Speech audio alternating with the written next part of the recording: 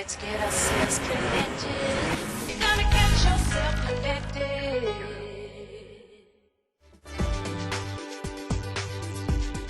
Well, over the past couple of years, more so than in any time, cell phone technology has advanced, especially in the area of smartphones. Google is entering the race with their new open source Android operating system.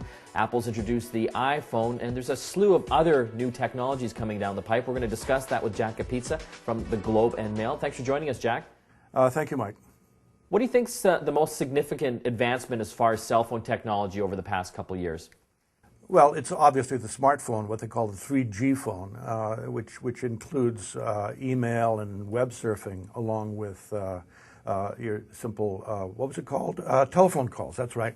That I think is the most significant thing that's happened, and what it's doing is it's driving people to use their cell phones for that use for internet working a lot more. They're not using their computers as much, because, I mean, at a certain point, of course, that's all you could use for email and web surfing, but now they're putting it on the cell phone. So, I mean, I'm not in the least bit surprised that people are moving towards cell phones for that. The question is, of course, who does and for what reasons? And the story you're referring to is talking about the Japanese, who have, like, something like half of them do their surfing and their email on their cell phones. But this is, of course, way ahead of everybody else. I mean, the Americans are still doing it on their machines. However, what's interesting is I find that other third world countries are also doing a lot of their surfing and email on cell phones as well, but they're doing that for another reason, simply because they can't afford the big boxes and they've got nowhere to plug them in. The cell phone is easy, you slip it in your pocket, you know, you're within range of a tower and everything's fine.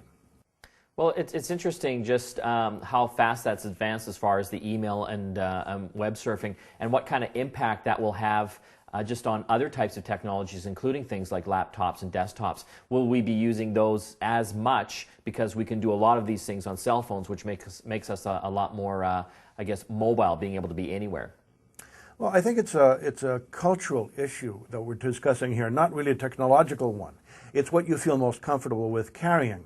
Now, the Japanese, culturally speaking, they are very enamored of very small things. They like miniaturization. In fact, I think the Japanese have been pioneering the way in miniaturization. So, I mean, they are now mad keen about things like cell phones, but Americans are still more or less stuck on the big desktops and laptops. Now, this is not in the least bit surprising. The Japanese have always been keen on small cars, while Americans are very keen on big cars, as you know. I don't think there's many Japanese who run Hummers at home. But you know, the cell phone is also, there's another cultural difference too here, that the Japanese, when they do blogging and internet surfing and so on, and commenting online using social networks and so on, are an extremely polite people. They do not think it seemly to flame anybody, and if they ever feel like flaming anybody, they just simply cut out and leave.